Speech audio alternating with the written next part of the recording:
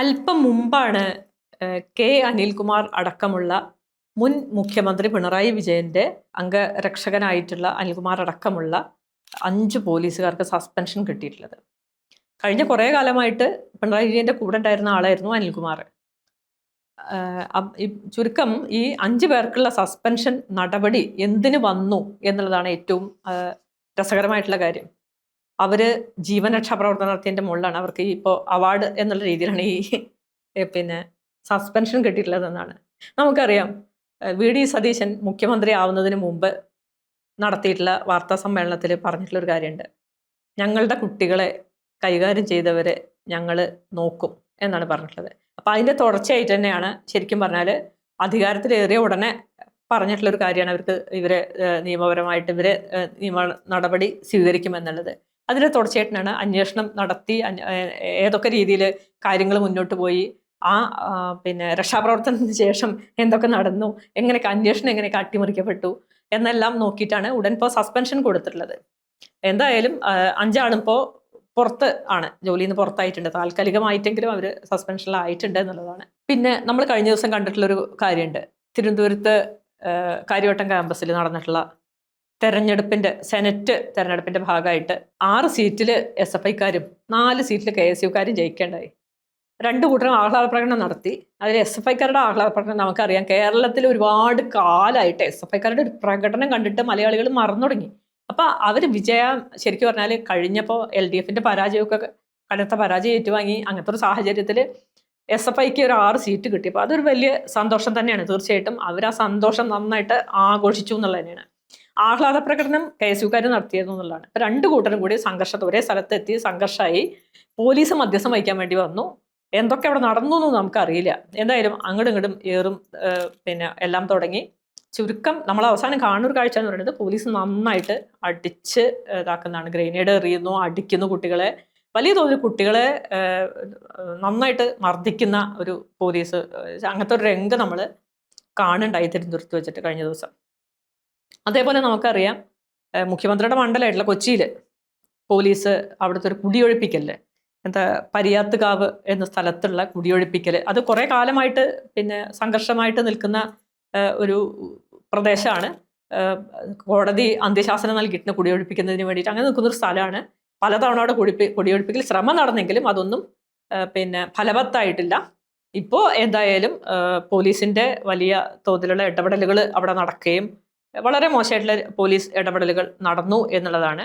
അതിനെതിരെ ശക്തമായിട്ടുള്ള പ്രതിഷേധങ്ങളും എല്ലായിടത്തും ഉയർന്നു വന്നിട്ടുണ്ട്. ഞാൻ പറഞ്ഞു വന്നത് വെച്ചാൽ പോലീസ് എങ്ങനെയാണ് ഇപ്പോൾ കഴിഞ്ഞ കുറേ കാലമായിട്ട്, കഴിഞ്ഞ 10 കൊല്ലത്തെ പോലീസിനെ നമ്മൾ കണ്ടതാണ്.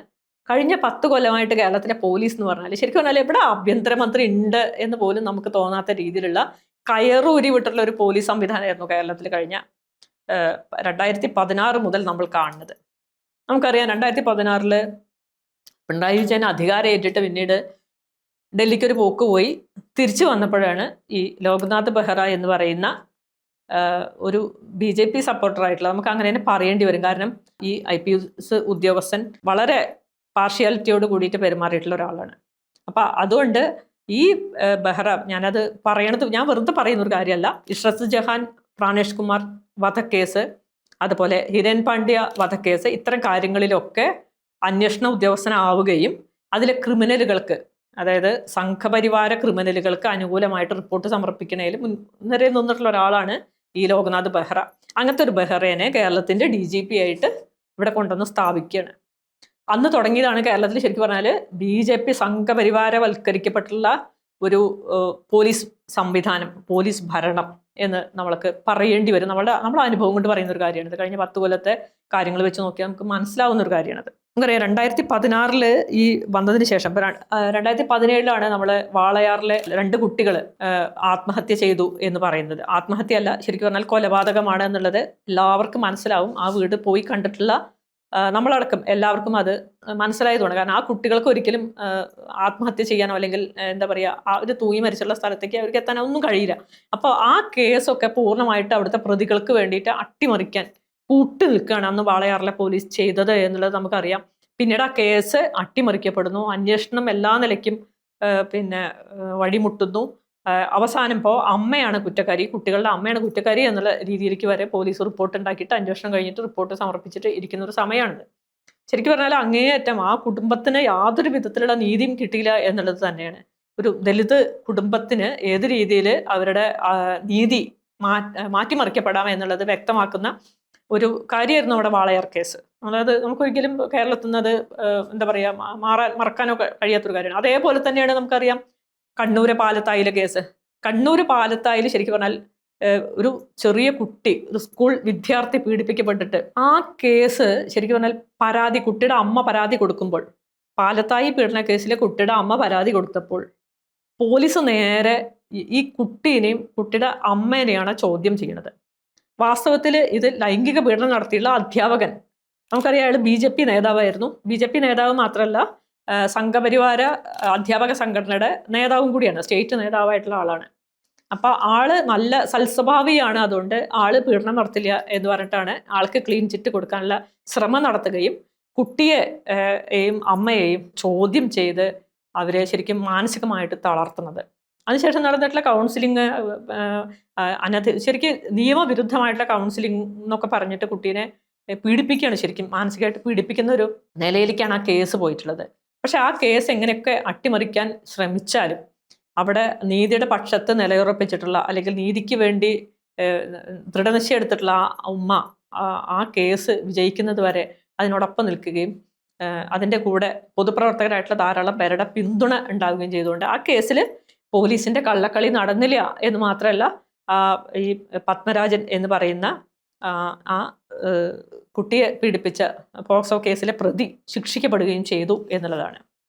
അതിനുശേഷം പോലീസ് അട്ടിമറിക്കാൻ ശ്രമിച്ച കേസാണ്. പക്ഷേ അത് അല്ലാത്ത രീതിയിൽ അത് പൊതു ഇടപെടലിന്റെ ഭാഗമായിട്ടാണ് ആ കേസിൽ നിന്ന് രക്ഷപ്പെട്ടു വന്നത് എന്നുള്ളതാണ് ഞാൻ സൂചിപ്പിച്ചത്. പോലീസ് വളരെ മോശമായിട്ടാണ് കേസിൽ ഇടപെട്ടത്. 2018 ശബരിമല കോടതി വിധി വരെയാണ്. ശബരിമല കോടതി വിധി വന്നതിനെ തുടർന്നിട്ട് ആ ഒരു വിധി വന്നതിൻ്റെ അടിസ്ഥാനത്തിൽ അത് നമുക്കറിയാം, പിണറായി വിജയൻ എന്ന് പറയുന്ന മുഖ്യമന്ത്രി നവോത്ഥാന കേരളം അല്ലെങ്കിൽ നവോത്ഥാന മുന്നേറ്റം എന്നൊക്കെ പറഞ്ഞുകൊണ്ട് കോടതി വിധിയുടെ അടിസ്ഥാനത്തിൽ സ്ത്രീകളെ ശബരിമലയ്ക്ക് എത്തിക്കുന്നതിന് വേണ്ടിയിട്ടുള്ള നീക്കം നടത്തുന്നു.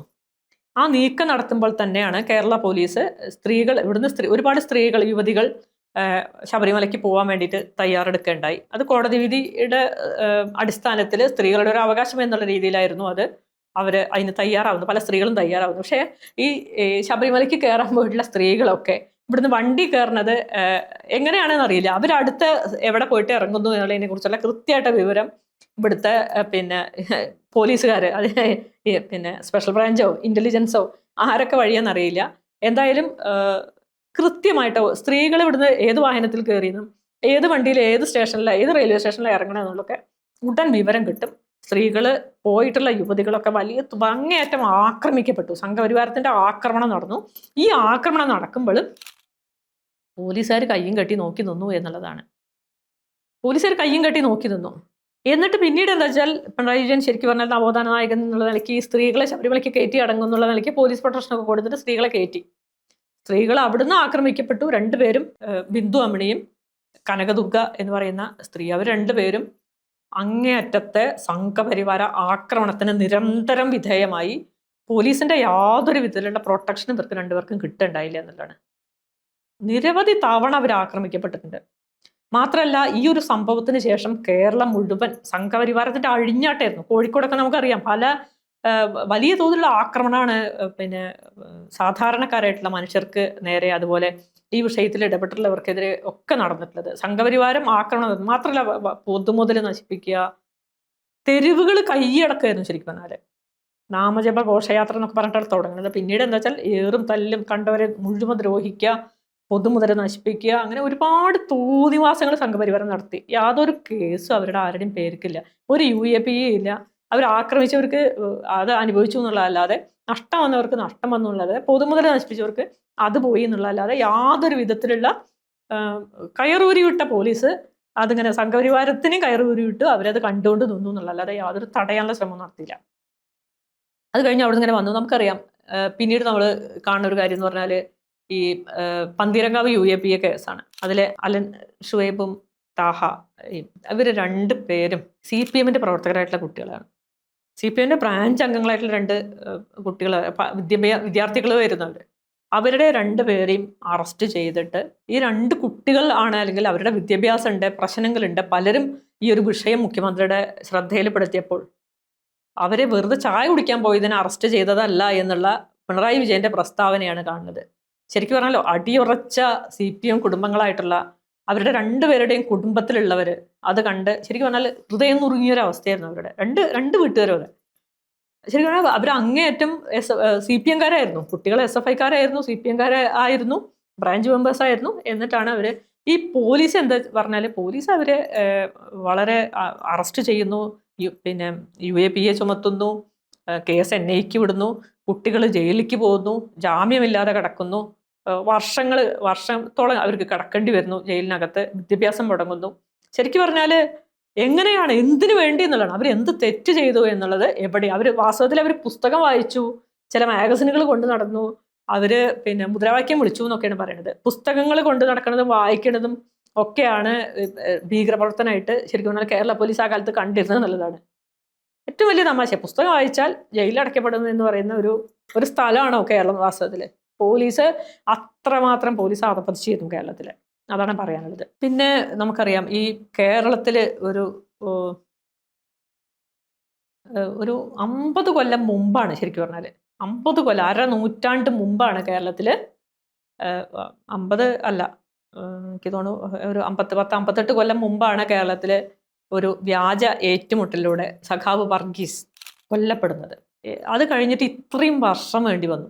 ഇത്രയും വർഷം എന്ന് പറഞ്ഞാൽ ഇവിടെ കേരളത്തിൽ അങ്ങനെ പതിവില്ല. കേരളത്തിൽ ആഭ്യന്തരമന്ത്രിമാരുണ്ടായിട്ടുണ്ട്, ഇവിടെ പലപ്പോഴും മാവോയിസ്റ്റുകൾ അവിടെ കണ്ടു ഇവിടെ കണ്ടു എന്നൊക്കെ പറയാറുണ്ട്, അല്ലെങ്കിൽ മാവോയിസ്റ്റുകളുടെ ലഘുലേഖകൾ വരാറുണ്ട്, അതുപോലെ പോസ്റ്ററുകൾ വരാറുണ്ട്, കയ്യെഴുത്തുകൾ വരാറുണ്ട്, ഒക്കെ ഉണ്ട്. പക്ഷേ ഇതേവരെ കേരളത്തിൽ ഈ പിണറായി വിജയൻ അധികാരത്തിലേറുന്നത് വരെ കേരളത്തിൽ ഒരു വ്യാജ ഏറ്റുമുട്ടൽ കൊലയും നടന്നിട്ടില്ല. പണ്ട് രാജന്റെ കൊലപാതകം നടന്നിരുന്നു, പക്ഷേ വ്യാജ ഏറ്റുമുട്ടൽ കൊല എന്ന് പറയുന്നത് ശരിക്കും പറഞ്ഞാൽ സഖാവ് വർഗീസിൻ്റെതായിരുന്നു. വർഗീസിന്റെ ശേഷം ഒരു ഏറ്റുമുട്ടൽ കൊല കേരളത്തിൽ നടന്നിട്ടില്ല ഇത്രയും വർഷത്തിന് ശേഷം. പക്ഷേ നമ്മൾ മനസ്സിലാക്കേണ്ടതുണ്ട്, 10 വർഷത്തെ പിണറായി വിജയൻ ഭരണത്തിന്റെ ഇടയ്ക്ക് 9 പേരെയാണ്, 9 ശരിക്കും പറഞ്ഞാൽ വിപ്ലവ ആദർശമായിട്ട് വീട് വിട്ട് ഇറങ്ങിയിട്ടുള്ള 9 പേരെ ആണ് പിണറായി വിജയന്റെ പോലീസ് വ്യാജ ഏറ്റുമുട്ടലിലൂടെ കൊല ചെയ്തിട്ടുള്ളത്. നമ്മൾ മനസ്സിലാക്കണം, ഇത് എവിടുന്നോ വന്ന് ചെയ്തവരും ഒന്നുമല്ല. നമ്മുടെ നാട്ടില് പാണ്ടിക്കാടുള്ള, മലപ്പുറത്ത് പാണ്ടിക്കാടുള്ള ജലീൽ അതേപോലെ കൊല്ലപ്പെട്ട ഒരാളാണ്. അപ്പൊ ഈ ഒരു രീതിയിൽ 9 പേരെ വ്യാജ ഏറ്റുമുട്ടലിലൂടെ കൊല ചെയ്തിട്ടുള്ള ഒരു പോലീസാണ് പിണറായി വിജയന്റെ പോലീസ്. ഇവർ 9 പേരോടൊപ്പം തന്നെ നമ്മൾ എപ്പോഴും ഓർക്കുന്ന ഒരാളാണ് ബെന്നി എന്ന് പറയുന്ന ഒരു ഫോട്ടോഗ്രാഫർ. ആളെയും മാവോയിസ്റ്റാണ് എന്ന് തെറ്റിദ്ധരിച്ചിട്ടാണ് വെടിവെച്ച് കൊന്നിട്ടുള്ളത്, അത് അട്ടപ്പാടിയിൽ വെച്ചിട്ട്. അതെങ്ങനെ 10 പേരെ വെടിവെച്ച് കൊന്നിട്ടുള്ള ഒരു പോലീസാണ്, വ്യാജ ഏറ്റുമുട്ടലിലൂടെ വകവരുത്തിയിട്ടുള്ള ഒരു പോലീസാണ് പിന്നെ പിണറായി വിജയന്റെ പോലീസ് എന്നുള്ളത് നമുക്ക് മറക്കാൻ കഴിഞ്ഞില്ല. ഒരു പക്ഷേ എത്ര കാലം കഴിഞ്ഞാലും കേരളത്തിന്റെ രാഷ്ട്രീയത്തിൽ ഈ ഒരു കറുത്ത പേര് അത് വിജയന്റെ ജീവിതത്തിന്റെ രാഷ്ട്രീയ ചരിത്രത്തിൽ നിന്നും നമുക്ക് മാറ്റി വെക്കാൻ കഴിയുമെന്ന് തോന്നുന്നില്ല. ഇതൊക്കെ പറയുമ്പോൾ ഈ പോലീസ് ഡിപ്പാർട്ട്മെന്റിൽ നിന്ന് ഒരുപാട് പേര് ആത്മഹത്യ ചെയ്തിട്ടുണ്ട്. പോലീസ് ഡിപ്പാർട്ട്മെന്റിനകത്ത് നടന്നിട്ടുള്ള എന്തെന്ന് പറയേണ്ടത്, അതിൻ്റെ അകത്തുള്ള കുത്തഴിഞ്ഞിട്ടുള്ള ഇടപെടലുകളുടെ ഭാഗമായിട്ട്, മേലുദ്യോഗസ്ഥരുടെ വളരെ ക്രൂരമായിട്ടുള്ള ഇടപെടലുകളുടെ ഭാഗമായിട്ട് ആത്മഹത്യ ചെയ്ത പോലീസുകാരുടെ എണ്ണം നിരവധി പേരാണ് ആത്മഹത്യ ചെയ്തിട്ടുള്ളത്. നിരവധി പോലീസുകാർ ആത്മഹത്യ ചെയ്തിട്ടുണ്ട്. നമ്മളിതൊക്കെ പറയുമ്പോൾ നമുക്കറിയാം, നമ്മുടെ തൊട്ടടുത്ത് തന്നെയുള്ള ഈ പിന്നെ കോഴിക്കോടുകാരനായിട്ടുള്ള ഉമേഷ് വള്ളിക്കുന്ന്, മലപ്പുറംകാരനാണ് ശരിക്കും പറഞ്ഞാൽ വള്ളിക്കുന്ന്, പക്ഷേ ഇപ്പോൾ അദ്ദേഹം കോഴിക്കോടുകാരനാണ്. എല്ലാവർക്കും അറിയുന്ന ഒരാളാണ് ഉമേഷ് വള്ളിക്കുന്ന്. പോലീസ് ഡിപ്പാർട്ട്മെന്റിൽ നിന്ന് അനീതികൾക്കെതിരെ പൊരുതി അവസാനം ഇപ്പോൾ ഡിപ്പാർട്ട്മെന്റിൽ നിന്ന് പുറത്താക്കപ്പെട്ട് കഴിയുന്ന ഒരു മനുഷ്യനാണ്. വളരെ ധീരതയോടെ ഡിപ്പാർട്ട്മെന്റിനകത്ത് നടക്കുന്ന അഴിമതിയെ ചോദ്യം ചെയ്തു, അല്ലെങ്കിൽ കെട്ടുകാര്യസ്ഥതയെ ചോദ്യം ചെയ്തു എന്നുള്ളതിന്റെ പേരിൽ മാത്രമാണ് അദ്ദേഹത്തിന് ജോലി പോയിട്ടുള്ളത്. അപ്പോൾ പോലീസ് ഡിപ്പാർട്ട്മെന്റ് കുത്തഴിഞ്ഞതായിരുന്നു എന്നുള്ളത് നമ്മൾ പുറത്ത് ഇരിക്കുന്ന നമ്മളെ പോലുള്ളവർ പറയുന്നല്ല, അതിനകത്ത് ജോലി ചെയ്ത് മടുത്ത് പുറത്തേക്ക് വന്നിട്ടുള്ള മനുഷ്യർ കൂടി പറയുന്ന ഒരു കാര്യമാണത്. സംഘപരിവാരത്തിന് വേണ്ടിയിട്ടാണ് പോലീസ് പ്രവർത്തിച്ചിരുന്നത് എന്നുള്ള ഒരു കാര്യം. ഈ വ്യാജനോട്ട് കേസ്, കൊടുങ്ങല്ലൂരെ വ്യാജനോട്ട് കേസിൽ അയാൾ നിരവധി തവണ ഈ കേസുമായിട്ട് ബന്ധപ്പെട്ട് വ്യാജനോട്ടടി ആയിട്ട് ബന്ധപ്പെട്ടിട്ട് അറസ്റ്റ് ചെയ്യപ്പെട്ടിട്ടുണ്ട്. പക്ഷെ ഒരു കേസും അയാളുടെ പേരിൽ ഒരു ശിക്ഷയും അയാൾക്ക് ഇതുവരെ ലഭിച്ചിട്ടില്ല, തെളിവുകൾ എവിടെയും വന്നിട്ടില്ല എന്നുള്ളതാണ്. അപ്പൊ എന്തുകൊണ്ടാണ് പോലീസിനെ വ്യാജനോട്ടടിക്കുക എന്ന് പറഞ്ഞാൽ ഒരുപക്ഷെ ഇന്ത്യയുടെ നീതിന്യായ സംവിധാനത്തിനെ വെല്ലുവിളിക്കുന്നു എന്നുള്ളതാണ് നമ്മൾ മനസ്സിലാക്കേണ്ടത്. കാരണം നമുക്കറിയാം റിസർവ് ബാങ്ക് ഓഫ് ഇന്ത്യയെ വെല്ലുവിളിക്കുന്ന ഒരു പണിയാണ് ചെയ്തുകൊണ്ടിരിക്കുന്നത്. പക്ഷേ സംഘപരിവാര പ്രവർത്തകനാണെങ്കിൽ കേരളത്തിൽ അതിന് സാധിക്കും എന്നുള്ളതാണ്. മറ്റേത് സ്റ്റേറ്റിൽ സാധ്യമാണോ എന്ന് അറിയില്ല. എന്തായാലും കേരളത്തിൽ വളരെ സൗകര്യമായിരുന്നു കഴിഞ്ഞ 10 വർഷം. അതിനൊക്കെയുള്ള സംവിധാനങ്ങളും സൗകര്യങ്ങളും ഒക്കെ കേരളത്തിൽ ഉണ്ടായിരുന്നു, ഒരുക്കി കൊടുത്തിരുന്നു പോലീസ് എന്നുള്ളതാണ് നമ്മളത് മനസ്സിലാക്കേണ്ട ഒരു കാര്യം.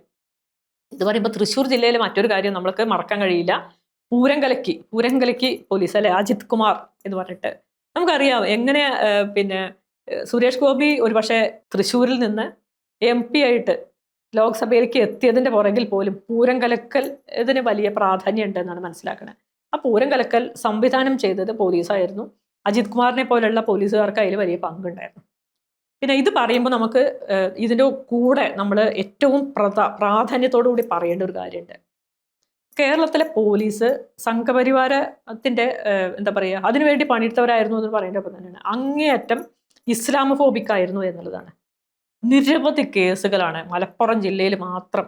മലപ്പുറം ജില്ലയിൽ അതിങ്ങനെ കേസുകളുടെ എണ്ണം, FIRന്റെ എണ്ണം കൂട്ടാൻ വേണ്ടിയിട്ട് ചെറിയ കാര്യങ്ങൾക്ക് പോലും FIR ഇടുക, അത് കേസാക്കുക, കേസ് രജിസ്റ്റർ ചെയ്യുക, അങ്ങനെയായിരുന്നു. ഒരുപാട് നിരപരാധികളായിട്ടുള്ള നിരവധി പേർക്കെതിരെ നിരവധി കേസുകൾ മലപ്പുറം ജില്ലയിൽ രജിസ്റ്റർ ചെയ്യപ്പെട്ടിട്ടുണ്ട് എന്നുള്ളതാണ്. ഞാനിത് വെറുതെ പറയണമെന്നല്ല. ആ കാലത്ത് പിണറായി വിജയൻ സർക്കാരിൻ്റെ ഭാഗമായിരുന്ന PV അൻവർ, ഇപ്പം അദ്ദേഹം പുറത്തു വന്നിട്ടുണ്ട്. അപ്പോൾ അദ്ദേഹം ധാരാളം വാർത്താ സമ്മേളനങ്ങൾ നടത്തിയിട്ടും മാധ്യമങ്ങളോടൊക്കെ നിരന്തരം പറഞ്ഞുകൊണ്ടിട്ടുള്ള ഒരു കാര്യമാണ് കേരളത്തിലെ പോലീസ് എത്രമാത്രം സംഘപരിവാരത്തിന് വേണ്ടിയാണ് പണിയെടുത്തുകൊണ്ടിരിക്കുന്നത് എന്നുള്ളത്. അദ്ദേഹം പറഞ്ഞിട്ടുള്ള ഒരു കാര്യമാണ്, ഞാനൊന്നും പറയുന്ന കാര്യമല്ല. ഇതിനൊക്കെ എന്തുകൊണ്ടാവാം ഇത്രയധികം കഴിഞ്ഞ 2ാം പിണറായി സർക്കാരിൻ്റെ കാലത്തൊക്കെ ഇത്രമാത്രം സംഘപരിവാരവൽകൃതമായി പോലീസ് എന്നുള്ളത്. അവരുടെ ഈ പോലീസിൻ്റെ അല്ലെങ്കിൽ പോലീസ് മന്ത്രിയുടെ ഉപദേശകൻ എന്ന് പറയുന്നത് രമൺ ശ്രീവാസ്തവ എന്ന് പറയുന്ന IPS കാരനാണ്. ആരാണ് ഈ രമൺ ശ്രീവാസ്തവ? ആർക്കും മറക്കാൻ കഴിയില്ല, അല്ലേ? ആർക്കും മറക്കാൻ കഴിയില്ല. 17 വർഷം മുമ്പ് സിറാജുന്നീസ എന്ന് പറയുന്ന 11 വയസ്സുള്ള ഒരു പെൺകുട്ടീനെ, ഒരു മുസ്ലിം പെൺകുട്ടി, ഒരു വീട്ടിൻ്റെ മുന്നിൽ കളിച്ചുകൊണ്ടിരുന്ന പെൺകുട്ടീനെ വെടിവെച്ച് കൊന്നിട്ടുള്ള ആളാണ്. അതിനെ ആവശ്യപ്പെട്ടിട്ടാണ് മുസ്ലിം രക്തം, മുസ്ലിം ബോഡി വേണം എന്നാണ്, മുസ്ലിമിൻ്റെ ഡെഡ് ബോഡി വേണം എന്ന് ആവശ്യപ്പെട്ടതിൻ്റെ അടിസ്ഥാനത്തിൽ നടത്തിയിട്ടുള്ള വെടിവെപ്പിൻ്റെ ഭാഗമായിട്ട് കൊല്ലപ്പെട്ട കുട്ടിയാണ് സിറാജുന്നീസ. പാലക്കാട് നമുക്കറിയാം ബാബറി മസ്ജിദ് പൊളിക്കപ്പെടുന്നതിൻ്റെ തൊട്ട് മുമ്പ് 1991 മുരളി മനോഹർ ജോഷിയുടെ നേതൃത്വത്തിൽ നടന്നിട്ടുള്ള രഥയാത്രയുടെ തൊട്ട് മുമ്പുള്ള യാത്രയാണ്. ആ യാത്രയുടെ ഭാഗമായിട്ട് പാലക്കാട് നടന്നിട്ടുണ്ടായിട്ടുള്ള ഒരു സംഘർഷമുണ്ട്. ആ സംഘർഷത്തിൻ്റെ ഭാഗമായിട്ടാണ് സംഘർഷം, ശരിക്കും പറഞ്ഞാൽ സംഘർഷമൊക്കെ തീർന്നൊരു സമയത്ത് മുസ്ലിം ഡെഡ് ബോഡി വേണമെന്ന് ശ്രീവാസ്തവ ആവശ്യപ്പെട്ടതിൻ്റെ അടിസ്ഥാനത്തിലാണ് ആ വെടിവെപ്പ് നടക്കുന്നത്. ആ വെടിവെപ്പിലാണ് ഈ കുട്ടി കളിച്ചുകൊണ്ട് നടക്കുന്നത്, പെൺകുട്ടി കൊല ചെയ്യപ്പെടുന്നത്. അപ്പോൾ അതിന് നേതൃത്വം കൊടുത്തില്ല. ഈ മുസ്ലിം ഡെഡ് ബോഡി വേണം എന്ന് ആവശ്യപ്പെട്ട ഒരാളെ എന്തിനായിരിക്കാം കഴിഞ്ഞ പിണറായി വിജയൻ സർക്കാർ ഉപദേശകനായിട്ട് വെച്ചത്? എന്തിനായിരിക്കാം ഉപദേശകനായിട്ട് വെച്ചിട്ടുണ്ടാവുക? അത് ആർക്ക് വേണ്ടിയിട്ടായിരുന്നു? നമ്മൾക്കറിയാം ഈ തെരഞ്ഞെടുപ്പ്, ഈ ഒരു പുതിയ മുഖ്യമന്ത്രി VD സതീശൻ മുഖ്യമന്ത്രിയുടെ സത്യപ്രതിജ്ഞ നടക്കുന്ന സമയത്ത് തന്നെ നിയുക്ത ആഭ്യന്തരമന്ത്രി എന്ന് കണക്കൂട്ടി വെച്ചിട്ടുള്ള രമേശ് ചെന്നിത്തലയുടെ വീട്ടിലും അതുപോലെ മുഖ്യമന്ത്രിയുടെ സത്യപ്രതിജ്ഞ ചടങ്ങിലുമൊക്കെ രമൺ ശ്രീവാസ്തവ എന്ന് പറയുന്ന ഈ IPS കാരൻ കറങ്ങി നടന്നിരുന്നു എന്നുള്ളതാണ്. ഇനിയിപ്പോൾ ഉപദേശകനായിട്ടോ അല്ലെങ്കിൽ മറ്റെന്തെങ്കിലും രീതിയിലൊക്കെ ഈ രമൺ ശ്രീവാസ്തവയെ പോലുള്ള ആൾക്കാരെ രമേശ് ചെന്നിത്തല വയ്ക്കുമോ എന്നുള്ളത് നമുക്കൊക്കെ ഭയമുണ്ട്. ശരിക്കും കേരള ഇൻസൈറ്റ് അത് മാത്രം വെച്ചുകൊണ്ട് തന്നെ ഒരു വീഡിയോ നമ്മൾ ചെയ്യേണ്ടതായിട്ടുണ്ട്. ഞങ്ങൾക്ക് ഭയമുണ്ട്, കേരളത്തിലെ ജനങ്ങൾക്ക് ഭയമുണ്ട്. ഈ കാര്യങ്ങൾ രമൺ ശ്രീവാസ്തവയെ അറിയുന്ന എല്ലാവർക്കും ഭയമുണ്ട്, എന്താവും സംഭവിക്കുക എന്നുള്ളത്. രമൺ ശ്രീവാസ്തവയെ പോലത്തെ ഒരാളെ ഇനി ഉപദേശകനായിട്ട് വെച്ചിട്ട് കേരളത്തിലെ ജനങ്ങൾക്ക് പണി കൊടുക്കുമോ എന്നുള്ള ഭയം ഞങ്ങൾക്കൊക്കെ ഉണ്ട്. കാരണം നമുക്കറിയാം നമ്മുടെ നായർ, NSSന്റെ നേതാവ് നായർ പറഞ്ഞതിൻ്റെ അടിസ്ഥാനത്തിൽ മുമ്പ് TP കേസ് വളരെ നല്ല നിലയിൽ മുന്നോട്ട് പോകുന്ന സമയത്താണ് തിരുവഞ്ചൂർ രാധാകൃഷ്ണനെ ആ സ്ഥാനത്തു നിന്ന് മാറ്റി നിർത്തിക്കൊണ്ട്, ഇപ്പോൾ ബഹുമാനിയായിട്ട് സ്പീക്കറായിട്ടുള്ള തിരുവഞ്ചൂർ രാധാകൃഷ്ണൻ വളരെ നല്ല നിലയിൽ അന്വേഷണം നടത്തി മുന്നോട്ട് പോകുന്ന സമയമാണ്. നമുക്ക് ഓർമ്മയുണ്ട് ഷൗക്കത്ത് അലി, ഈ പോലീസ് ഉദ്യോഗസ്ഥനായിട്ടുള്ള ഷൗക്കത്ത് അലി, ഇപ്പൊ ഈ 5 പേരുടെ സസ്പെൻഷന് പുതിയ പോലീസ് ഉദ്യോഗസ്ഥരുടെ സസ്പെൻഷന് ഉള്ള കാര്യത്തിലുള്ള അന്വേഷണം നടത്തിയിട്ടുള്ള ഈ പിന്നെ ഷൗക്കത്ത് അലി, അദ്ദേഹമാണ് അന്ന് TP കേസ് വളരെ നല്ല നിലയിൽ അന്വേഷിച്ചിട്ട് മുന്നോട്ട് കൊണ്ടുവരുന്നത്. ആ സമയത്താണ് പെട്ടെന്ന് ഇനിയും മുകളിലുള്ള CPM-കാർക്കെതിരെ അന്വേഷണം പോവുമോ എന്നുള്ള ഭയം കൊണ്ടായിരിക്കാം, എന്തായാലും അവിടെ ഒരു ബ്രേക്ക് വരുന്നത് ഈ തിരുവഞ്ചൂർ രാധാകൃഷ്ണനെ മാറ്റിയതുകൊണ്ടാണ്. തിരുവഞ്ചൂർ രാധാകൃഷ്ണനെ മാറ്റിയിട്ട് താക്കോൽ സ്ഥാനത്ത് നായർ വരണം എന്ന് പറഞ്ഞിട്ടാണ് രമേശ് ചെന്നിത്തലയ്ക്ക് ആഭ്യന്തരം കൊടുക്കുന്നത്, അല്ലേ? രമേശ് ചെന്നിത്തലയ്ക്ക് ആഭ്യന്തരം കൊടുത്തിട്ടുള്ള ഇപ്പോഴും രമേശ് ചെന്നിത്തലയാണ് നമ്മുടെ ആഭ്യന്തരമന്ത്രി. ഞങ്ങൾക്ക് ഭയമുണ്ട് ഇനി ശ്രീവാസ്തവയെ പോലെയുള്ള സംഘികളെ പിടിച്ചിട്ട് ഈ പോലീസ് ഉപദേശകരാക്കുമോ എന്നുള്ളത്. അയാൾ കറങ്ങി നടന്നിരുന്നത് അതിനായിരുന്നു എന്നൊക്കെ ഞങ്ങൾക്ക് ഭയമുണ്ട്. അപ്പോൾ ശ്രദ്ധിക്കുക എന്നുള്ളതാണ് പറയാനുള്ളത്. ഞങ്ങൾ ഭയക്കണത് അല്ലെങ്കിൽ ഞങ്ങൾ ആശങ്കപ്പെടുന്നത് ഈ പിണറായിക്ക് പഠിക്കാനേ ആവോ ഈ ചെന്നിത്തലയുടെ പോലീസും എന്നുള്ളതാണ്. കേരള ജനത അത് ആഗ്രഹിക്കുന്നില്ല. അതിനു വേണ്ടിയിട്ടല്ല ഈ പുതിയൊരു പിന്നെ എന്താ പറയുക മാൻഡേറ്റ് തന്നിട്ടുള്ളത്, നിങ്ങൾ അധികാരത്തിലേറ്റിയിട്ടുള്ളത്. അതുകൊണ്ട് പോലീസിനെ കയറൂരി വിടാതെ വളരെ കൃത്യമായിട്ട് നീതി നിർവഹണ സംവിധാനം മുന്നോട്ട് കൊണ്ടുപോകുക എന്നുള്ളതാണ് പുതിയ ആഭ്യന്തരമന്ത്രി ചെയ്യേണ്ടത്. അതിനാണ് ഞങ്ങളൊക്കെ കാത്തിരിക്കുന്നത്.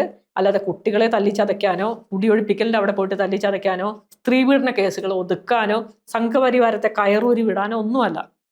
അതുകൊണ്ട് ഞങ്ങൾ കാത്തിരിപ്പിലാണ്.